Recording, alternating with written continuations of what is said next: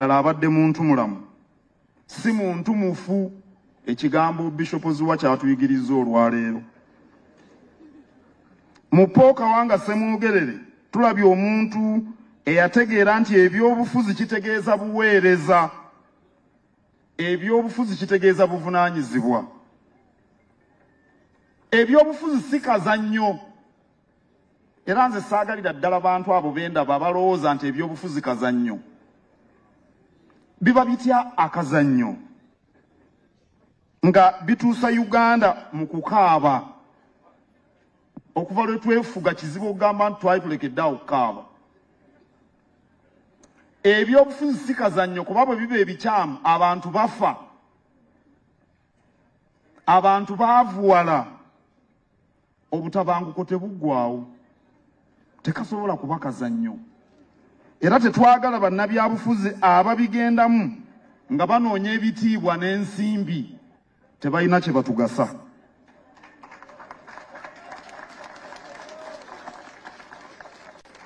Era bassebo ne bannyabo abali wano kambabuulire kino olwaleero. Bwe tutaafune bannabyabufuzi balinga Paulo Kawanga Ssemogerere, tujja kulwawo okufuna obukulembeze obutambulira mu mateeka. Tujja kulwawo okufuna embeera esseekitiibwa mu ddembe ly'obuntu. Era okukula kwa Uganda kujja kubeera bubeezi mu bigambo naye ng'abantu tebakulaba. Bino bye njogedde mubirowoozeeko nnyo. Si bali mu buyinza bokka, naye n'abo abaagala okujja mu buyinza bibakwatako. Tutendereza Paulo Kawanga Ssemogerere olw'okubeera musajja wa Kabaka eyeesigika, kyokka ate n'abeera omwagazi wa Uganda atasangika. Nga Ssaabasajja Kabaka tannatikkirwa, Honorable Ssemogerere y'omu ku baminisita ba gavumenti eya wakati abateekweka Ssaabataka. Nzijukira ebiseera ebyo, eweebale nnyo teyeekweka. Nzijukira ebiseera ebyo ng'ebintu byaffe tebannabituddiza wadde Bulange, nga Ssaabataka talina ne waateeka ofiisi. Omwami Roger Ddungu yawa Ssaabataka omwaliiro ku kizimbe kye bakiyita Radiant House, kitunudde mu Amber House ku luguudo Kampala. Paul Kawanga Ssemogerere y'omu ku baminisita abeegatta ku lukiiko lwa Ssaabataka okutereeza ekifo ekyo ekyali kituweereddwa. Abalala mujjukira bwe yakuliramu enteekateeka z'amatikkira ga Kabaka e Naggalabi. Era ebyafaayo biri mujjukira bwe yalwana obwezizingirire tufune federo mu lukiiko lwayisa ssemateeka, nandibadde mumanye ekyaddirira. Tulaba abantu bangi abaawana Abaganda bwe bafuna ebifo mu gavumenti eya wakati nga batandika okwekweka Ssaabasajja Kabaka. Bangi omugenzi yali wanjawulo kwabo. Ebyo byonna bye mbagambye yabikola n'ebifo by'amaanyi mu gavumenti. Wabula wadde Honorable Ssemogerere abadde musajja wa Kabaka omunywevu bw'atyo, kyokka yaweereza Uganda yonna obuteebekaamu. Simanyi, sirowooza nti eriyo bannabyabufuzi weebali wano bangi abatuuse mu buli kanyomero ka Uganda nga Paul Kawanga Ssemogerere bw'akoze, ng'agenda atuusa ku bannayuganda obubaka obw'okuba obumu, okukolerera emirembe, okussa ekitiibwa mu ssemateeka n'amateeka amalala, ate n'okwagalana. Simanyi oba waliwo amwenkana mu Uganda ey'omulembe guno. Awo nno bassebo ne bannyabo, ffenna ndowooza tukkiriza nti wamma Paul Kawanga Ssemogerere yali agwanidde ejjinja ery'omuwendo Ssaabasajja Kabaka lye yamuwa mu 2021 ng'amusiima okuba munnabyabufuzi ew'ekyokulabirako mu Uganda. Era Ssaabasajja yabadde obubaka bwasomeddwa Omulangira wa Ssajja mu Lutikko e Lubagajjo, naye ŋŋenda kubuddamu wano olw'obukulu bwabwo. Ku lwa gavumenti ya Ssaabasajja Kabaka, ku lw'abantu ba Buganda, ku lwange ne ku lw'oba mu maka gange, nsaasira nnyo ab'enju, ab'Oluganda, ab'emikwano, abantu ba Buganda ne bannayuganda bonna olw'okufiirwa kuno. Nze ng'omuntu nfiiriddwa nnyo kubanga mukadde wange Paulo Ssemogerere ye muntu abadde aŋŋamba ekintu ne kinsigala ku mutima kubanga nga mmanyi nti kyaŋŋambye ge mazima. Bw'obeera Katikkiro nga bano bakulu bange abansookayo, buli kaseera babeera bakugamba ebintu, abantu ab'enjawulo. Oli ajjira ddala eka neewuwo ng'akunoonya okumala omwezi naye nga zze kulimba. Bayitirivu. Naye ono abadde wa njawulo. Ewaffe mu nju ya kitange Sepiriya Mukase Kasanje Kabonera mu Buddu, Honorable Kawanga Ssemogerere yabadde ajjayo emirundi mingi. Era ye n'ekitange baali bamanyiganya okuva mu myaka gy'enkaaga.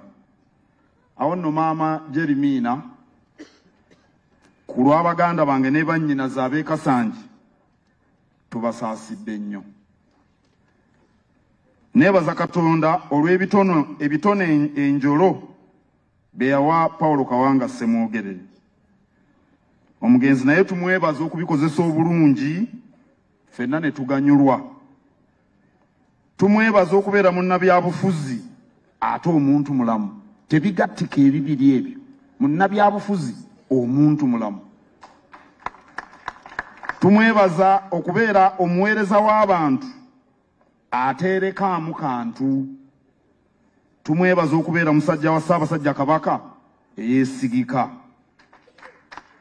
Tumwebaza okubeera munnayuganda omugattabantu. Tusaba Katonda awe Paulo Kawanga Ssemogerere ekiwummulo eky'emirembe. Obubaka buno Ssaabasajja Kabaka yabuwandiise era bwatuusiddwa ku b'enju naye bangi abataabaddeyo Lubaga kambuddemu. Novemba nga 2022 Dr. Jeremiina Namatovu Ssemogerere Lubaga Kyaddondo. Munnaffe amawulire ag'okufa okw'omwami w'omwagalwa era mukwano gwaffe owannamaddala Dr. Paulo Kawanga Ssemogerere gaatukubye enkyukwe. Kitalo nnyo nnyini ddala. Tukusaasidde nnyo olw'okufiirwa omwami wo bwe mukuumaganya ekiseera ekiwanvu, era tusaasira ne bamulekwa Kalooli ne baganda be olw'okufiirwa taata. Mu ngeri y'emu tuusa okusaasira kwaffe eri mutoowe John Baptist Kawanga ne mutabani we Ssabepisikoopi Paulo Ssemogerere. Mu ngeri ey'enjawulo tukubagiza Omutaka Ggere n'ab'olugave bonna olw'okufiirwa omuntu abadde mpagirwaga mu kika. Tubeegattako wamu n'eggwanga lyonna okukungubagira omukulembeze abadde ow'enkizo ennyo mu ggwanga lyaffe. Obuntu bulamu bwe, obwetoowaze bwe, okulumirirwa obulamu bw'abantu n'okuwa abalala ekitiibwa binaamujjukirwangako bulijjo. Tewali kubuusabuusa nti ebyafaayo by'ensi yaffe byandibadde byanjawulo nnyo singa obukulembeze bwatambulira ku musingi gwe yatema okuviira ddala ku ntandikwa. Omugenzi abeere kyakulabirako eri abakulembeze abalala. Omugenzi y'omu ku baalwanirira mu bigambo ne mu bikolwa okulaba ng'Obwakabaka buddawo, okusobozesa abantu baffe okuzzaawo emirembe n'okwekulaakulanya nga bayita mu mpisa n'ennono zaabwe. Olw'emirimu egyo gye yakola, twamusiima mu butongole ne tumukwasa ejjinja ery'omuwendo. twasigala tumwebuuzaako ku nsonga nnyingi era tumusaaliddwa nnyo. Twebaza nnyo omukyala Jeremina olw'okuwagira omwami we mu mbeera zonna ze bayiseemu, ekimusobozesezza okubeera omukulembeze eyeegombesa. Twebaza Katonda olw'obulamu bwe n'emirimu emirungi gye yamukozesa. Tusaba Mukama abagumye mu buyunike n'omugenzi amuwe ekyumula eky'emirembe. Nassaako omukono gwe Ronald Mwenda Mutebi owookubiri Kabaka.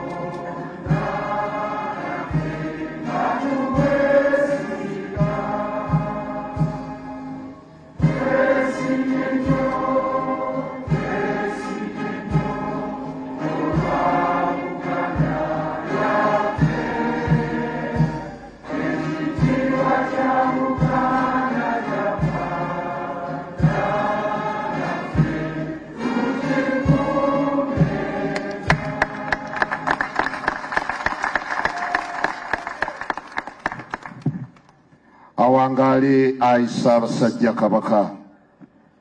Nsaba ffenna tukkalire. Nkadde waffe Katikkiro, ssebo nsaba obubaka bwo babwongere engalo. Nyongera okwebaza n'okwanjula abakukunavu abali wano mu ngeri y'enjawulo. Maama Prime Minister, zikiriza nkutegeeze nti omu ku baminisita bo Minsa Kabanda, Hajati Minsa Kabanda, minisita wa Kampala, tukungubaze naye okuva ku Lwokutaano twasula naye mu Lumbe, ne ku Lwomukaaga najja, Sande twabadde naye ne leero azze. Minisita owa Kampala atambudde ne mumyuka we Honorable Kyofa, Minister Kyofa, twagala okwaniriza nawe weebala okujja. Twagala okwaniriza Minister atwanguyiriza emirimu. Gavumenti we yakkiriza otuwa official burial, Minister abadde atambuza buli kimu era gwe tubadde twebuuzaako ye Honorable Mireba Balanda, Minister w'ensonga z'obwa President. Twagala okwebaza. Zino tumukunde nkutumidde, weebale kujja. Ndudde okulaba, Katonda yeebale tulabaganye. Honorable Dawo Kiyingi, naawe twagala okwebaza okujja. Tuyinawo Honorable Lumu Richard, tuyinawo Mayors, Honorable Lord Mayor Serunjojo Weddembe, Mberaze Zakare, Mayor Kayanja Dipo, Honorable Mbwate Kamwaka Kembo, Salongo Dungwe Bumpenje, Twina Deputy Saba Kristu, Owegwanga Lyonnanga ate musirikale wa Papa, Anthony Matega, sebo twagala okwaniriza. Akadde kano munzikirize mpite kitaffe Ssaabasumba naye atuwa obubaka bwe. genfunye okuva mu kiyungu bannaffe bwe tunaatugenze e Magombe tujja kugendayo n'abatambizi n'abafamire ne tenti y'aba VVIPs abalala tujja kuyitayo edda abalala tusigale wano Uganda Funeral Services egenda kutandikirawo okutugabula.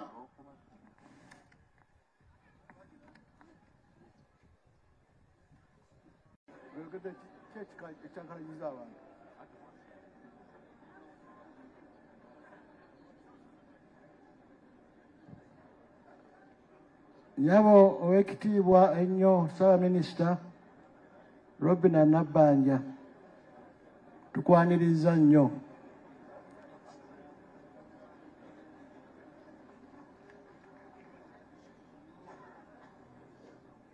Ssebo owekitiibwa Katikkiro wa Buganda okujjako wano n'obeera n'ebbanga lino lyonna n'ebigambo ebingi ate ebirungi ozimbye n'obuulirira n'oyigiriza Buganda n'eggwanga. Weebale nnyo weebale ddala okubeera naffe. Abanjuzi bano baatuyambye obwedda boogera kuba kukunavu abali wano. Ate ng'omuyizi wa Katikkiro saagala kubaddamu nga bamenyeddwa. Naye mwenna manyi weemuli era mwebale okujja. Munzikiriza obugambo bwange bubeere bwa kwebaza. Naye kansookere ku kwebaza abakulu bano Ssebo Bishop Anthony Ziwa owa Kindamityana ate ssentebe w'abapisikoopi ba Uganda. Weebale okujja n'okutuyigiriza n'okutugerera ekitambiro kya misa kino nga tuwerekera omuntu mulamu Paulo Ssemogerere bwe tugenda okuziika kaakati. Eggulu abadde mu mirimu mikulu nnyo egikooya egy'olunaku lw'essaza olwa Yezu Kabaka bemwetema mulereza wammwe ow'enjawulo naye wakedde bukeezi n'ojja wano. Weebale nnyo weebale ddala.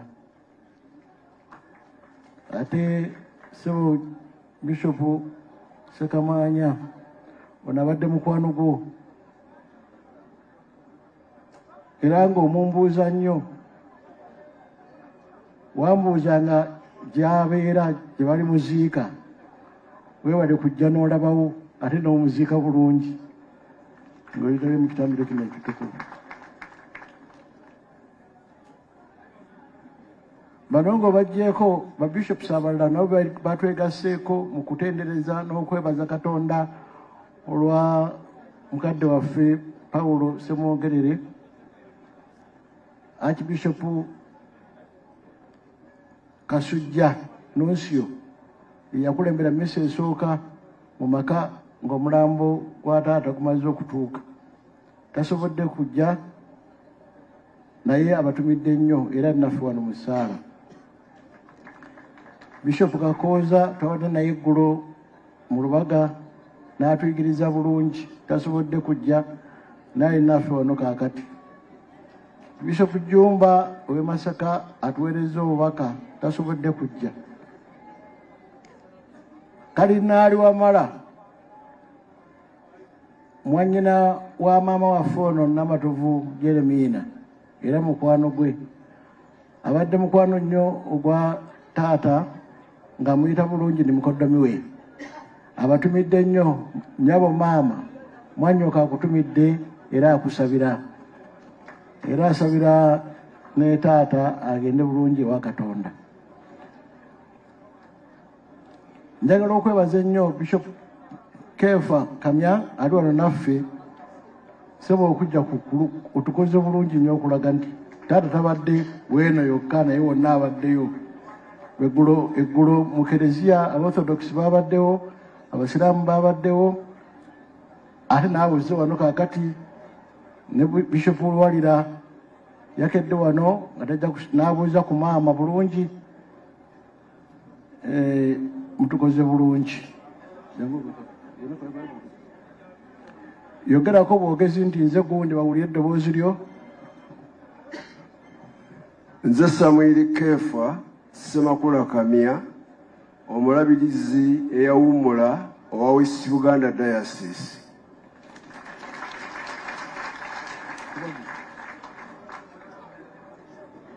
Ntuuse okusaasira kwange n'okwa mukyala wange olw'okufiirwa mukadde waffe mukulu waffe Ssemogerere Paulo. Ssemogerere Paulo yakolagana nnyo ne kitange nga bali mu kampani ya Ben Kiwanuka and Advocate. Waliwo abaagala okubba ettaka y'ekkanisa Emitiyana eyo naye nga kampuni eno yemuwolereza era emisango baagisinganga. Nze nali mwana muto naye obulamu bw'omugenzi ebimwogeddwako nyinza okugamba nti omusajja abadde mutabaganya w'abantu ate Mukama waffe yagamba tibalina omukisa abatabaganya tibaliyitibwa baana ba Katonda. Ate era Mukama waffe yagamba nti omusajja abadde muwombeefu nti balina omukisa abawombeefu abo bagenda kusikira ensi. Omusajja abadde wa kisa. Mukama waffe yagamba tiwobeere olina omukisa okubuwa ekisa tinaye bali kukwatibwa ekisa. Naye neewuunya mu bigambo byonna ebyobufuzi omukulu ono byazaayitamu asobodde okubeerawo n'afa lumbe afudde lumbe. Ayiseewo kubanga musajja wa mirembe, musajja wa mirembe.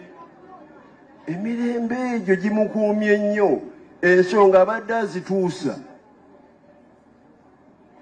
naye nga mugezi ennyo tayagala ku bantu abadde okusavaivinga regimes ezo.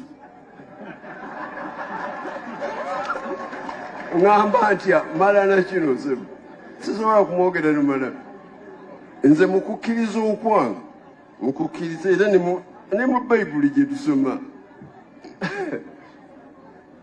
Ssemogerere abadde Yesu yamulokola mukitegeera mazima na bwenkanya tabba tayagaliza muntu. Omusajja abadde Yesu yakola ki? Yamulokola. Mukama amuwe ekiwummulo eky'emirembe.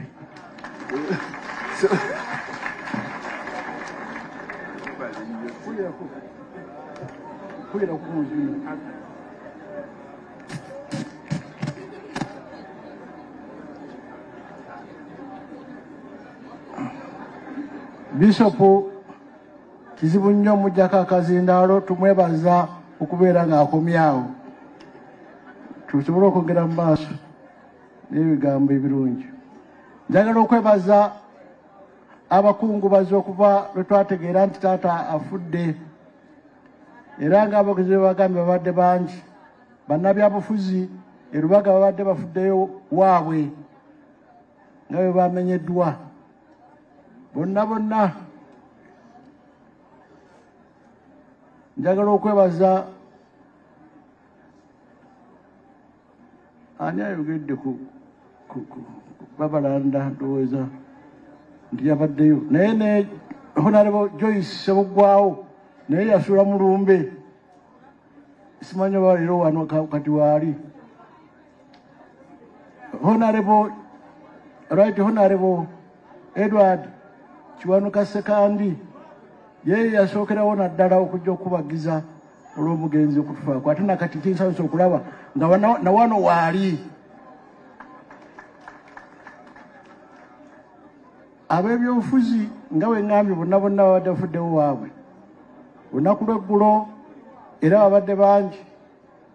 Mwebale nnyo mwebali eddala mwebale okujja bangi bwe muti emikutu gy'amawulire aba security bandi etukulembera kwaya etuyimbidde obulungi bweti bonna bajebuuza nti evuddewa baseba basasaldooti okubala omukulu we yafa mubadde mumusabira abalwaga cathedral gye tusomera essaala maama ne taata gye basomera gye bagenda okwegayirira mwe mwenna abali wano kaakati Father Muwonge n'akakiikoko chansala wa dayosisi ya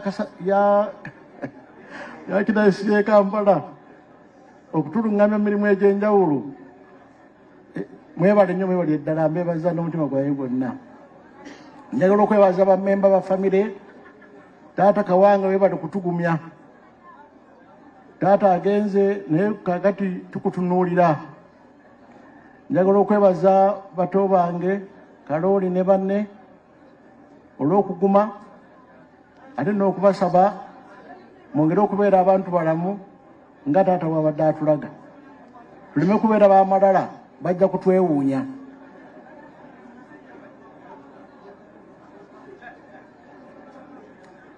nsaba nyimirize nange abantu babiri mbebaze mu ngeri enjawulo ku lwa taata ono yebasse wano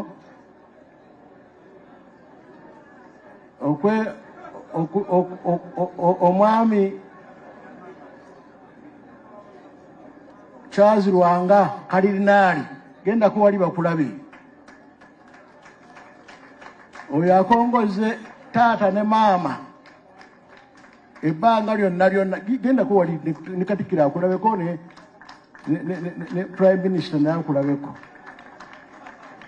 n'amukuuma nga talina mutawana gumutuusizaako okutuusa kaakati webale nnyo si webali eddala taata nga bebagambye talina nnyo mundu nakubadde badde bamukuuma ate bwe yamala okuva mu byobukulembeze abasirikale bamukuuma ne bavaawo n'asigaza omusajja yamukuuma obulamu bwe bwonna bwonna nga mugumu amanya ge ya Amiini eddala sirimanyi eddala Amiini ogamba nti Amiini yakukuuma osooka okwekangamu naye ono Amiini mulungi Amiini jwayo tukulabeko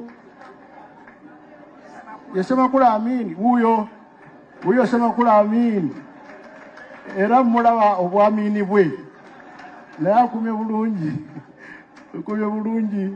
okadde waffe abantu abo tutera kubeerabira naye mwebale nnyo ddala n'abalala abajjanjabye abantu baffe mu ngeri y'enjawulo akasembayo okubeebaza ne maama nga tunatera okutwala taata waffe eno okumuziika naye ndowooza kansooke kwebaza kitaffe ono nange negatte kwabo bonna bonna bagunjudde nti yeebale kutubeererawo weebale kutugunjula weebale kutuyigiriza tumulaganya nti tujja kukola bitamusanyusa tujja kufuba okulaba nga tukola ebirungi ebinaleeta emirembe ebinakuŋŋaanya abantu nga bwebamukuŋŋaanye ne tubeera baluganda nyaba ow'ekitiibwa Prime Minister eggulo wadde naffe ate twakulwisizza nnyo nakusanyukidde okulaba nga bagumiikiriza nakati nkulabye ogumiikiriza ebyogedde ebimu bibinza okuba nga birina bekutakudde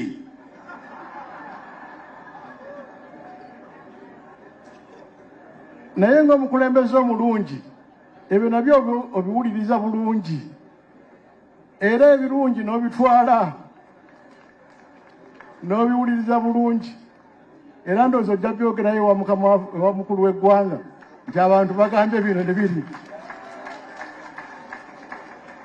ebyogedde obulungi nsanze okulaba ng'olinako simayiro ng'ogenda okwogera nga ngenda okuyita kubanga abantu bano bagala okwongera okuwuliriza ebigambo ebirungi ebikuvaamu ku lw'eggwanga lyaffe lino Uganda ate n'olw'okubeera ffenna awamu nga tweyagalira mu ggwanga lyaffe Omukama lyatuwa nga ffenna lyaffe weebala okujja twebaza gavumenti byetukoledde n'ebirungi byonna byetubafunyeeko n'ebirala byetunaafuna olw'okwagala omuweereza w'eggwanga eno taata Paulo Kawanga Ssemogerere nyabo nzikiriza nkuyite obeeko kyotugamba ku lw'eggwanga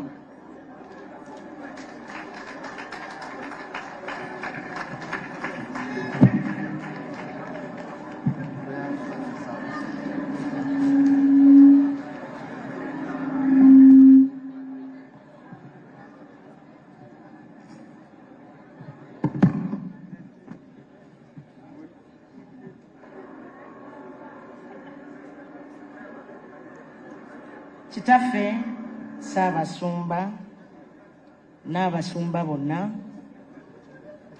ne bannaddiini mwenna mu bitiibwa byammwe, Vice President ayawummula,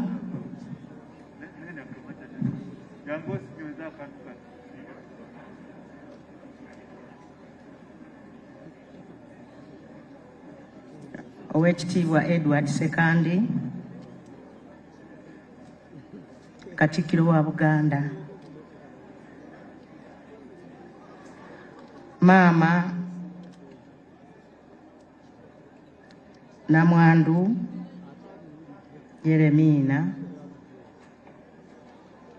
ne famire yonna gye tuzze okungubagirako, baminisita ba Uganda mwenna abali wano, aba Central Government ne baminisita ba Buganda mwenna, bamemba ba Parliament, abantu mwenna mu bitiibwa byammwe, nze ndi wano ku lwa President wa Uganda.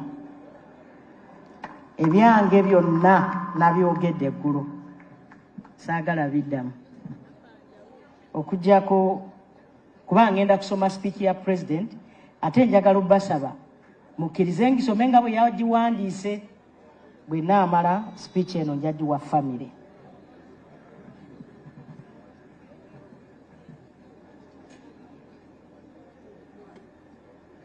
Waliwo kyenjagala okuddamu just nga akulira emirimu mu gavumenti muno, just kimu oba bibiri. Eggulo waliwo omukulu ayagambye nti omugenzi yali taweereddwa mudaali. Ekyomukisa omulungi ababikolako baabirabye ku TV bibadde live. Bampeereza bino nti mu likodi kiraga nti Ssemogerere yaweebwa omudaali mu 2016 era omudaali gwe baguyita Golden Jubilee, enamba yaagwo eri 137.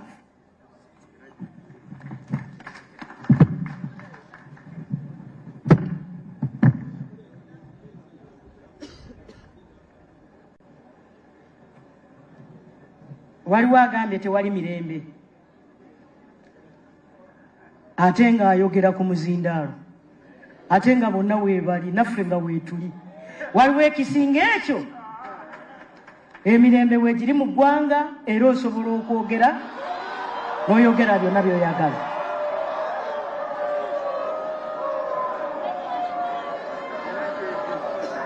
Era gyegyo gy'owulira egyo, era mwongere gyegyo. Emirembe gya Uganda gyegyo, mwongere. Kubanga babalaba ku TV, gy'emirembe egyo gye twaleeta.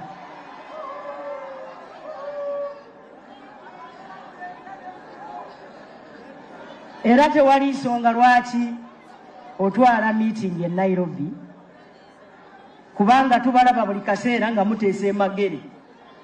Era tewali abakuba ku mikono ne muteesa ne mumala. Gavumenti yakkiriza okutwala obuvunaanyizibwa olw'okuba oweekitiibwa yalina ekitiibwa kye, yaliko Prime Minister. Era expense zonna gavumenti yetutte $2,236,000 gavumenti yaziwadde edda family.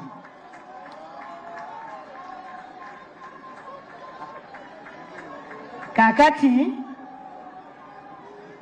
njagala okwogera ku Kyagani salute. Ebitiibwa bijja buli lwokula, ate bikuweebwa ssemateeka wa Uganda. Olunaku lwajjo twali twogedde Gani salute 3, naye etteeka ligamba atuuse ku level eya Prime Minister bamuwa Gani salute 17. bwe kiri mu mateeka constitution ffenna twagikola ne bamemba ba parliament bakimanyi. Kakati na bwe kityo nze nga Nabbanja ndi mutume, ekyo nkirekedde awo. Nsaba tubeere bakkakkamu bannange tuwulirize. Mwebale nnyo. Ngenda kusoma speech ya president.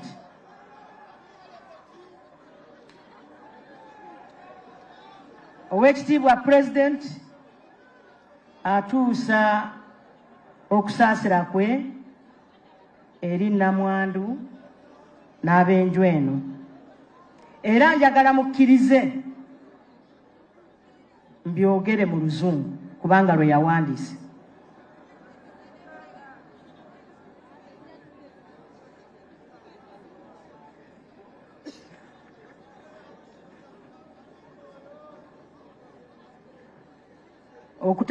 Starting with 1960, I became a very active DP youth winger. Apart from looking after our cattle in areas of Ruhunga and Kegosora, that is Kashari County, I spent part of the 1960 end of year holidays with Muzei Byanyima at Iruti. Starting with 1961, I was an active DP sympathizer at Intare School until 1965, when, with some of UPC youth such as Elia Kategaya, etc., we started forming a new line of what eventually became the NRM, with its principles of patriotism, Pan-Africanism, socio-economic transformation, and democracy. In spite of the evolution of our thinking, in 1966, we still appreciated the straightforwardness of DP vis-a-vis, for instance, the positions of Mengo, DP, and Chiwanuka was firmly for and the crisis of 1966. Therefore, in spite of our evolving thinking in 1966, working with Honorable John Kawanga, who was our roommate and a classmate at Intale, I came to the DP headquarters and invited the Right Honorable Paulo Ssemogerere to come to the school and talk to us. Muzei Ssemogerere, Humphrey Rwande, MP and trade unionist, and myself traveled together in one of the minibus that had been given to DP, reportedly by the West German government of Chancellor Adenauer to Mbarara, where the two leaders addressed the students. I linked up again with Paulo Ssemogerere in 1980, during the post-Amin period, when he delegated Teberio Okenyi and others to negotiate with us the possible merger of DP with from NASA. I even attended the inaugural meeting of DP at the Grand Imperial Hotel. Unfortunately, we could not agree on some crucial points. During the Bush War in 1981 to 86, we remained on good terms with DP. In 1986, after our victory, we invited the DP, CP, and even UPC to join a government of national unity. Paulo Muanga nominated Stanias Okuziika to join the cabinet. Many DP leaders joined the unity government. Paulo Ssemogerere, Ponsiano Mulema, Sevana Kizito, etc., etc. I salute their contribution. Paulo became the Deputy Prime Minister and the Minister of Internal Affairs and many other portfolios. Even when the DP chose not to remain in the unity cabinet in 1996 general elections, where 1996 general elections were approaching, a move that much saddened us. They never became disruptive or subversive. I salute them for their contribution to the stability of the country on account of that responsible behavior. Recently, we reached an agreement with DP and UPC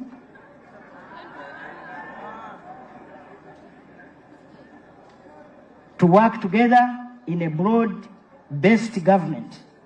I salute the two parties for that responsible behavior.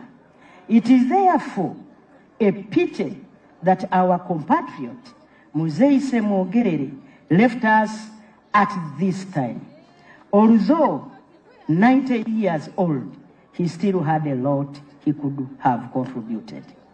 The NRM is always ready to dialogue with other political forces on the whole spectrum of philosophy, ideology, and strategy of politics in Africa, Uganda, and the world. May his soul rest in eternal peace. Yoweri Kaguta Museveni, President of Uganda. He signed. He gave me a contribution of 20 million. This is to the family as his personal contribution. May his soul rest in eternal peace.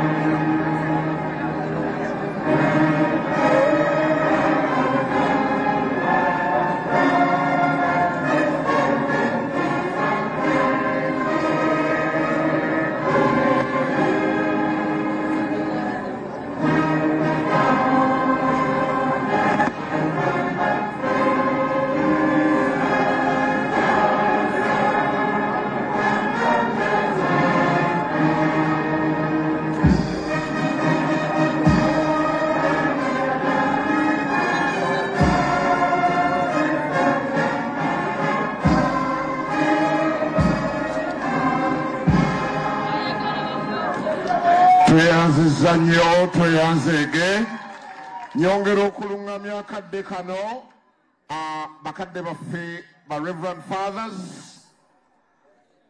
ba Ssaabasumba n'abasumba bonna bagenda be bagenda otukulembera nga band etwala omuzira waffe bandi etwala omuzira abasaseredooti baddeko famire eddeko nja kusaba abakulembeze okuva mu Buganda mwe muba muddako abakulembeze okuva mu gavumenti tuddeko n'ababaka ba paalamenti nja kusaba abalala ffenna tusigale nga tutudde tetujja kusobola kujjaawo wali ffenna tusigale nga tutudde. Njagala okwebaza aba Uganda Funeral Services kwaya nammwe kwaya mukulembera oluyimba olututu band ejja kkubira eri naye wano kwaya ekulembera oluyimba olusiibula. Kale bandi etutwala akadde kano. Kwaya ejja kuyimbira eri ku ntaana. Twagala okwebaza buli omu. Waliwo bangi betutogeddeeko naye engeri y'enjawulo. Brothers and sisters, nammwe tubasaba.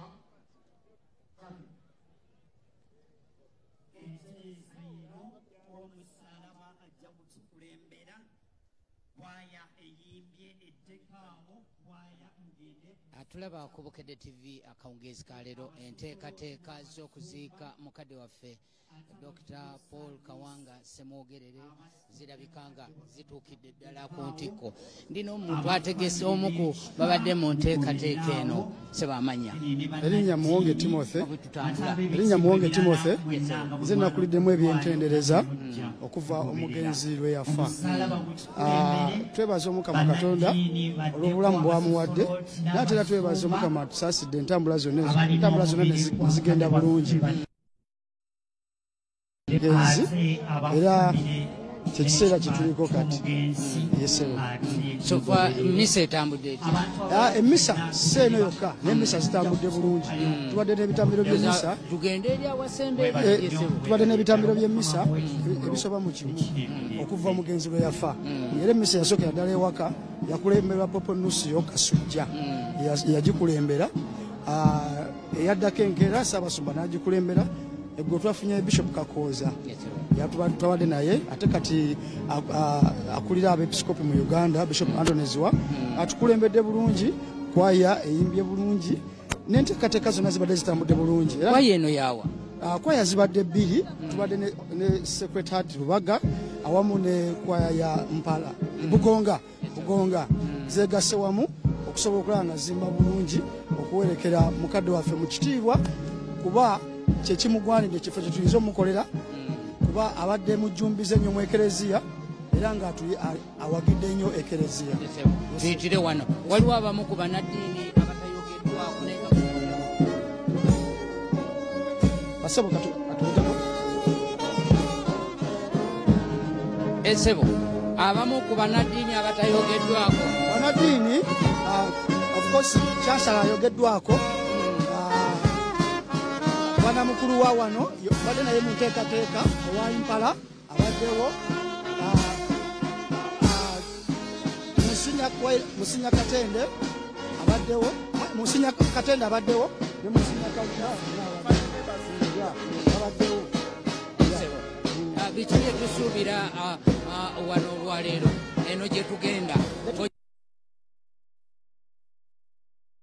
Bwe muwulidde okuva luli maama agezaako okutegeeza abantu nti emizinga omugenzi okuva edda nedda nga tayagala mmundu era famire yasabye tegimukubibwa. So tusuubire nti tetugirabe bwe tusuubira mukadde akyogedde mu lwatu aye ndowooza twandyagadde turespektinge tuwe ekitiibwa ekyo kyebasazeewo abakulu. Wano we tugenda okuziika yongera tukubiramuuko pulaani kuba yabeerawooko era kyekitiibwa ekyo kyolabye endowooza abantu kyebagezezaako okumuwa because yabakulembera bulungi ate ne ku kitundu mutuuze bulungi. Abantu generally obwedda buli woyita kuba nzingiziza ntambudde mu bantu nga naye olaba boogera birungi byereere nti newankubadde wadde abadde takyali mubaka naye abadde akyali nabo. Lwaki bakyogeddeyo bati olw'ensonga nti bw'otunuulira muzeeyi Kawanga Ssemogerere abadde muzadde abadde amentalinga nze nyinza okubuulirayo nti nze kugenda okulaba nga buli katabo kawulira nti kayinza okunyamba okufuuka omukulembeze ow'enjawulo akansindikira ku email ate nga kyakyalina afollowinga singa akuweereza akatabo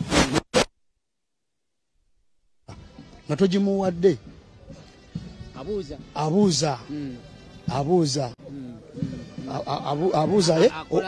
follow-up era abadde nga atera okumpita nangamba kati bwebanga bikuleme jangu tubikole wano fembi naye nga abadde nga afollowinga ate n'obukulembeze kati nga nzira bwe ndi mu kyaki kibadde kyakulabirwako okuva ku ye ate nga aba akuwa amaanyi so lwaki bamwogerako bulungi nti abadde muzaŋŋanda muntu wa mirembe tasosola mu kibiina tasosola mu ggwanga bw'ojja okumusaba amagezi agakuwa era nga abadde naye mu kyaki kati twogere ku bulamu bwe obwa kyaki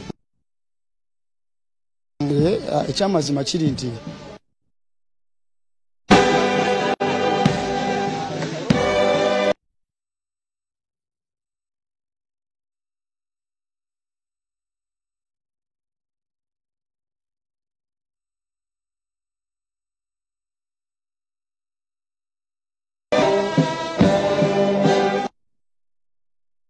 yango oba omanye Lubaga ku side awali ebijja kati gye baziika Ssaabasumba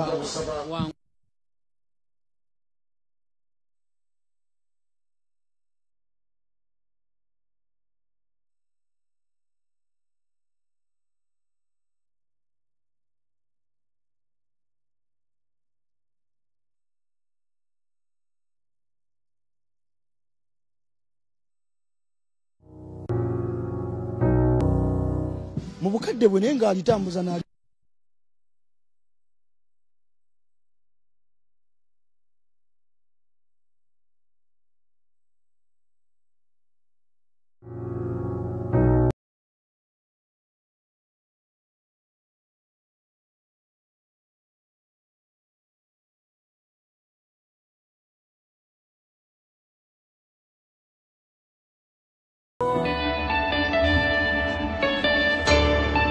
essaawa eno